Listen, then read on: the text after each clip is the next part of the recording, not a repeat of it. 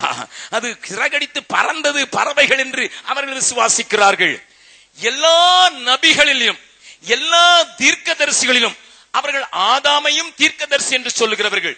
ஆதாமாகட்டும், அது நோவாவாகட்டும், அது இப்ராஹிம் என்று சொல்லுகிற ஆபிரகாம் ஆகட்டும், எல்லா நபிகளை காட்டிலும் ஒரே ஒருவர் மாத்திரம் பாவம் இல்லாதவர் என்று குர்ஆன் அறிக்கையிடுகிறது. அது இயேசு மாத்திரமே. கரங்களை தட்டி ஆண்டவரை மகிமைப்படுத்தலாம். அல்லேலூயா. நன்றாய் கவனியுங்கள். அது மாத்திரமல்ல, இயேசு திரும்ப வருவார் என்றும் இஸ்லாமியர்கள் விசுவாசிக்கிறார்கள். அதுவும் எருசலேமிலே வந்து இறங்குவார், ஒலிவ மலைக்கு வருவார் என்று அவர்கள் விசுவாசிக்கிறார்கள். நான் ஒன்னே ஒன்னதான் விசுவாசிக்க மாட்டாங்க. இயேசு சிலுவையில் அறையப்பட்டார் என்றோ அல்லது மரித்தார் என்றோ விசுவாசிக்கிறவர்கள் இல்லை. அவருடைய விசுவாசம் என்ன? இயேசுவை பிடித்தார்கள். ஆண்டவர் சிலுவை தூக்கி கொண்டு போகும்போதே ஒரு பெரிய ஆள் மாறாட்டம் நடந்தது. எவன் காட்டி கொடுத்தானோ அவனையே அறைந்து விட்டார்கள். மக்கள் நினைத்துக் கொண்டார்கள் இயேசுவை அறிந்து விட்டோம் என்று. அவர் போய்விட்டிருக்கிறார். அவர் திரும்ப திருமணம் செய்ய வருவார் என்று அவர் விசுவாசிக்கிறார்கள். ஏன்னா பேச்சலரா போயிட்டாரு என்று அவர்கள் விசுவாசிக்கிறார்கள். நம்ம சபதம் மனவாட்டின் நம்ம சொல்லிக்கிட்டு இருக்கோம். அவர் கல்யாணம் கட்ட வருவார் என்றும் அவர்கள் விசுவாசிக்கிறார்கள். நல்ல கவனிங்க, நல்ல கவனிங்க.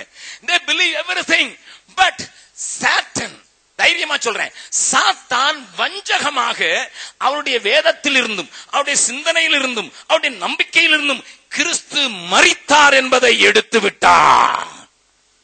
அப்ப என்ன அர்த்தம்? சாத்தானுக்கும் இந்த மரணத்துக்கும் என்னமோ ஒரு சம்பந்தம் இருக்குது. பக்கத்துல சொல்லுங்க, சாத்தானுக்கும் இயேசு கிறிஸ்துவின் மரணத்துக்கும் ஏதோ சம்பந்தம் இருக்குது. அதை மட்டும் புரிந்து கொண்டோமானால் இன்றைக்கு நமக்குள்ள ஒரு பெரிய காரியம் நடக்கும். ஹல்லேலூயா, ஹல்லேலூயா. நன்றாய் கவனியுங்கள். ஏன் இதை சொல்லுகிறேன் என்பதை நீங்கள் அறிந்து கொள்ள வேண்டும். நான் சொல்லுகிற காரியத்தினுடைய ஆழத்தை நீங்கள் புரிந்து கொண்டால் என் சத்திய வேதத்தை முத்தமிடுவீர்கள். எனக்கு இந்த வெளிச்சத்தை தந்திருக்கிற சத்திய வேதத்தை விசுவாசிக்க ஏவன் எழுப்பி தந்திருக்கிற ஊழியர்களுக்காக ஆண்டவரை சோஸ்தரிப்பீர்கள். நான் சொல்லுகிறதை நன்றாய் கவனியுங்கள். ஆண்டவர் இந்த பூமியிலே மரிக்கத்தான் வேண்டுமோ? ஏன் என்று நான் சொல்லுகிற காரியத்தை புரிந்து கொள்ளுங்கள். பழைய ஏற்பாட்டிலே ஆண்டவராக இயேசு மரிக்கும் வரை, கவனிங்கள், ஆண்டவராக இயேசு மரிக்கும் வரை மரிக்கும் எல்லா மனிதனும் பாதாளத்துக்குள் தான் போனான். ஹலோ ஐயா, உங்களை பார்த்தா கொஞ்சம் பரிதாபமா இருக்கிறீங்க. வாசிக்கலாம். பிரசங்கி 9வது அதிகாரத்தின் 10வது வசனத்தை வாசிக்கலாம். பிரசங்கியின் புஸ்தகம் 9வது அதிகாரம் 10வது வசனத்தை வாசிக்கலாம். செய்யும்படி உன் கைக்கு நேரிடுகிறது எதுவோ, உன் கைக்கு நேரிடுகிறது எதுவோ அதை உன் பலத்தோட செய். அதை உன் முழு பலத்தோடு செய். நீ போகிற பாதாளத்திலே எங்க போகிறாய்? நீ எங்க போகிறாய்? நல்லா கவனிங்க. நீ போகிற பாதாளத்திலே செய்கையும் வித்தையும், செய்கையும் வித்தையும், அறிவும் ஞானமும் இல்லையே. அறிவும் ஞானமும் இல்லையே. சாலமோனுடைய நாட்களிலே ஞானம் மிகுந்த சாலமோன் சொல்லுகிறான், இது யாரோ அந்நியனுக்காக எழுதப்பட்ட வார்த்தைகள் அல்ல. உன் கைக்கு வாய்க்கிறதை முழு பலத்தோடு செய். பழைய ஏற்பாட்டு காலத்திலே உயிர்த்தெழுதலை அவர்கள் நம்பினார்கள். வேதம் சொல்லுகிறது, சதுசேயருக்கும் பரிசேயருக்கும் உள்ள வித்தியாசம் அதுதான். பரிசேயர் என்று சொல்லுகிறவர்கள் உயிர்த்தெழுதலை நம்பினார்கள், தேவ தூதர்களை நம்பினார்கள். ஆனால் சதுசேயரோ இந்த இரண்டிலும் நம்பிக்கை வைக்கவில்லை என்று சத்திய வேதம் அப்போஸ்தல நடபடிகளிலே அவருடைய நம்பிக்கையை நமக்கு காண்பிக்கிறது. அப்போ உயிர்த்தெழுதலிலே அவர்களுக்கு நம்பிக்கை இருந்தது, நியாய தீர்ப்பிலேயும் அவர்களுக்கு நம்பிக்கை இருந்தது. மரிக்கிற மனிதன் உயிரோடு எழும்பித்தான் ஆக வேண்டும், தேவனுடைய சிங்காசனத்திற்கு முன்பாக தன்னுடைய கிரியைகளுக்கு தக்கதாக நியாயம் விசாரிப்பதற்கு நிற்க வேண்டும் என்று அவர்கள் நம்பினார்கள். இதைத்தான் புதிய ஏற்பாட்டில் நாமும் பார்க்கிறோம். மனுஷன் ஒரு தரம் மரிப்பதும் பின்பு நியாய தீர்ப்பு அடைவதும் அவனுக்கு நியமிக்கப்பட்டிருக்கிறது என்று எபிரேயர் 9:27 நமக்கு சொல்லுகிறது. நன்றாய் கவனியுங்கள். ஆக பழைய ஏற்பாட்டு காலத்திலே மக்கள் உயிர்த்தெழுதலை நம்பினார்கள், உயிரோடு எழுந்திருப்பதை நம்பினார்கள், கூடவே நியாய தீர்ப்பை நம்பினார்கள். ஆனால் அவர்களுக்கு விளங்காத ஒரு ரகசியம், ஏன் மரித்தவர்கள் பாதாளத்துக்கு போகிறார்கள் என்று. இன்னொரு வசனத்தை வாசிக்கலாம். சங்கீத புஸ்தகம் 115வது சங்கீதத்திலே சங்கீதக்காரனும் அதை ஆமோதிக்கும் வண்ணமாக இன்னொரு வசனத்தை சொல்கிறார். ஏராளமான வசனங்களை காண்பிக்க முடியும், ஆனால் என்னுடைய நோக்கம் அது அல்ல. நீங்கள் புரிந்து கொள்ளும்படியாக இவைகளை நான் உங்களுக்கு சொல்ல விரும்புகிறேன். வாசிக்கலாம். 17வது வசனத்தை வாசிக்கலாம். மரித்தவர்களும் மௌனத்தில் இறங்குகிற அனைவரும், மரித்தவர்களும் மௌனத்தில் இறங்குகிற அனைவரும் கர்த்தரை துதியார்கள். ஓகே, மரித்து போன பின்பு நான் கர்த்தரை துதிக்க முடியாது, நான் அப்படிப்பட்ட ஒரு இடத்திற்கு தள்ளப்படுகிறேன் என்கிற நம்பிக்கை அந்த பழைய ஏற்பாட்டு விசுவாசிகளுக்குள்ளேயும் பரிசுத்தவான்களுக்குள்ளும் இருந்தது. அது உண்மையும் கூட. அல்லேலூயா. நல்ல கவனிங்க. ஏனையா ஏன் இயேசு மரிக்க வேண்டும் என்றால், ஏன் இன்றைக்கு இஸ்லாமிய நண்பர்களுடைய கண்களை சத்துரு மறைக்கும்படியாக இயேசுவை ஒரு தீர்க்கதரிசியாக மாத்திரமல்ல, அவர் மரிக்கவில்லை என்று அவர்கள் சொல்லும்படியாக வைத்து விட்டான் என்பதை நீங்கள் அறிய வேண்டும். ஏன் மரிக்காமல் ஒருவனுடைய ஆவி பாதாளத்திற்கு போக முடியாது?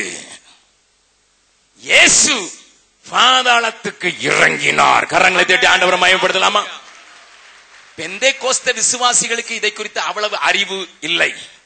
ஆனால் லுத்தரன், சிஎஸ்ஐ, ஆங்கிலிக்கன் சபையில் உள்ளவர்கள் வாரம் தப்பினாலும் விசுவாச பிரமாணம் சொல்லுவது தப்பதில்லை. வானத்தையும் பூமியையும் படைத்த சர்வ வல்லமுள்ள தேவனாகிய பிதாவை விசுவாசிக்கிறேன் என்று ஆரம்பித்து அவங்க கடைசி வரைக்கும் போகும்போது இடையில சொல்லுவாங்க, அவர் கன்னிமரியாடத்தில் உற்பத்தி பிறந்து பொந்தியு பிலாத்தின் காலத்தில் பாடுபட்டு, கொஞ்சம் அமைதி. ஆங்கிலிக்கன் சர்ச்சுன்னா சிலுவையில் அறையுண்டு 2 நிமிஷம் சைலண்ட், மரித்து 3 நிமிஷம் silent. I am from high Anglican search. நல்லா ஞாபகம் வச்சுங்க, நான் உயர்ந்த ஆங்கிலிக்கன் சபையிலிருந்து வர்றதுனால எனக்கு பாராம தெரியும். அல்லேலூயா. மரித்து அடக்கம் பண்ணப்பட்டு 3 நிமிஷம் மறுபடியும் சைலன்ஸ். எங்க இறங்கினார் சொல்லுங்க, பக்கத்துல சொல்லுங்க. இயேசு மரித்து பாதாளத்தில் இறங்கினார். ஏன் ஐயா? ஏன் இயேசு பாதாளத்துக்கு இறங்க வேண்டிய அவசியம் இல்லையே. மற்றவர்கள் இறங்கலாம், ஆதாம் இறங்க வேண்டியதுதான், தாவீது இறங்கி இருக்கலாம், ஆபிரகாம் இறங்கி இருக்கலாம். இயேசு என் பிதாவே உம்முடைய ஆவியை உம்முடைய கையிலே ஒப்புக் கொடுக்கிறேன் என்று தானே சொன்னார். அவர் எதற்கையா பாதாளத்திற்கு போக வேண்டும்? ஒப்புக் கொடுத்த இடம் ஒன்று, போகிற இடம் ஒன்றோ? நம்மள மாதிரி தான் இயேசு இருந்தாரா? இங்க ஆலயத்துல எல்லாத்தையும் ஒப்புக் கொடுப்போம், வீட்டுல போய் எல்லாத்தையும் மறுபடியும் எடுத்துக்கொள்வோம், அப்படித்தானா? நல்ல கவனிங்க, நல்ல கவனிங்க. இயேசு மரித்து பாதாளத்துக்கு இறங்கினார். என் சத்திய வேதம் இதை ஆமோதிக்கிறது. உன்னதங்களில் ஏறினவர் பாதாளங்களில் இறங்கினார் என்றும் நாம் அறிந்திருக்கிறோமே. இதைத்தான் பேதுருவும் சொல்லும் போது அவர் ஆவியிலே போய் காவலில் உள்ள ஆவிகளுக்கு பிரசங்கித்தார் என்று தமிழ் வேதாகம் சொல்கிறது. But the translation should be proclaim. அவர்களுக்கு வெற்றியை அறிவித்தார் என்று சொல்ல வேண்டும். கவனிங்க, என் ஆண்டவர் பாதாளத்துக்கு இறங்கினதற்கு காரணம் என்ன? காரணம் என்ன? அதுக்கு பிறகுதான் அவரால் இப்பொழுது சொல்ல முடியும். என்ன சொல்ல முடியும்? வெளிப்படுத்தின விசேஷம் 1வது அதிகாரம் 18வது வசனத்தை வாசிக்கலாம். வெளிப்படுத்தின விசேஷம் 1வது அதிகாரம் 18வது வசனத்தை வாசிக்கலாம். ஆண்டவர் சொல்கிறார், மரித்தேன், ஆனாலும் இதோ சதா காலங்களிலும் உயிரோடு இருக்கிறேன். இதோ சதா காலங்களிலும் உயிரோடு இருக்கிறேன். ஆமென், ஆமென். நான் மரணத்திற்கும் பாதாளத்திற்கும் உரிய திறவுகோல்களை உடையவராயிருக்கிறேன். கரங்களை தட்டி ஆண்டவரை மகிமைப்படுத்தலாமா? என் ஆண்டவர் மரிக்காமல் மாத்திரம் இருந்தார் என்றால் இந்த சுற்றி நிற்கிற அவருடைய சவாலுக்கு செயல் கொடுக்கும்படியாக, செவி கொடுக்கும்படியாக சிலுவையில் இருந்து இறங்கி தன்னை ராஜாவாக அடையாளம் காட்டிக் கொண்டிருந்தால் அவர் இந்த காரியத்தை செய்திருக்க முடியாது. ஏனென்றால் மரணத்திற்கு அதிபதியாய் இருந்தவன் வேறொருவன். பாதாளத்தின் திறவுகோலை உடையவனாய்